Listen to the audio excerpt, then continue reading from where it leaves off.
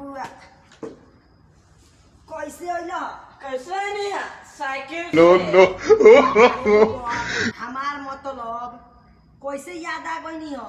यार थोड़ी अइला है याद कैनी है अभियो तेरा सुधर ले कारे बुबक हमके सुधारी नो नो चल ठीक बा।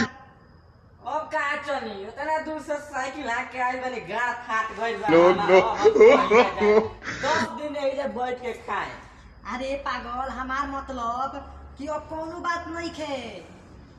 बात बतावे नहीं आई बनी ए नहीं बनी चल ठीक बा बबुआ। कहाँ ठीक बा वही बेरा के आई बनी ये घोट पानी पिए के ना कुछ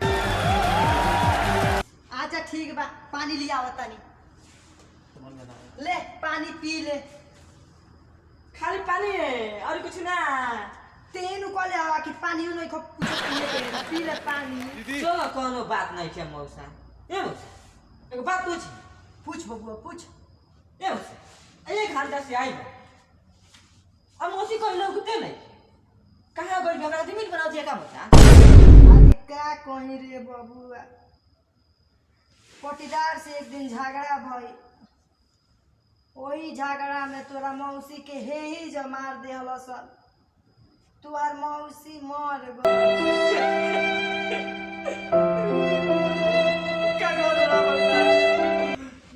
चुपचाप रह बबुआ छोड़ दे जन भइल तन भइल अब का कर सकल जाता। चलो मौसा कोनो बात नहीं थी लेकिन एगो बात बा मौसा कौन सी बबुआ बोल।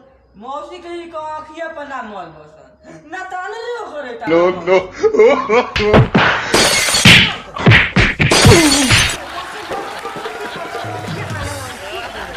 अच्छा उठ होई के बांध के बड़ी होई अरे बाप रे बाप। जूता एगो जूता पहन के एगो मोजा नहीं के पहनले हैं नंतर मौसा हाँ। भाई का हो हाँ। भाई अरे बाप रे हमने खानदानी हमने खानदानी हमने कनु हां ई सोना के हार है सोना के और चिरकुट डाल के सोना की हार हो फिर कहा तारी खानदानी हमने रह गया ना कोनो बात नहीं है हाँ। रह दे ए बाबू हां बोलो सुन ना सुनले बानी ते बड़ा बढ़िया बिरहा गावेली सुना तनी सुना सुना बाबू सुना। अरे सुनबू तो सुनबू ए मौसी अरे सुनबू तो सुनबू ए मौसी हमारो बचनिया हो कि जल्दी से हमारा मौसा के बोला लो मौसी। अरे ते हमरो के भेज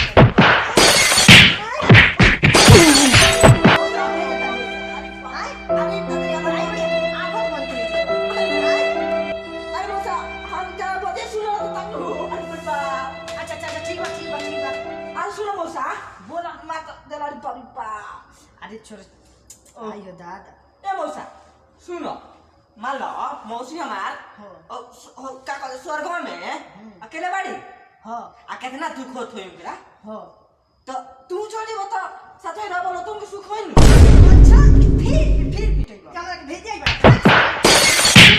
अब ये मत जल्दी जो भागी से भाग फिर भाग कबो ना ना कबो नहीं अपन मुंह न देखैया हमरा से तब देखा अरे जे का करे देखैया हमरा के रे जल्दी भाग भाग भागी ए जा मौसी से भेंट नो कर लिया। नो ए मौसी से भेंट कर लिया जा लकड़ी दे देता नहीं दीदी बापू बाप हमार मौसा गए हमरा मौसी लगे हमरा मौसी के कितना सुख होई हो दादा अब तो पूछो मत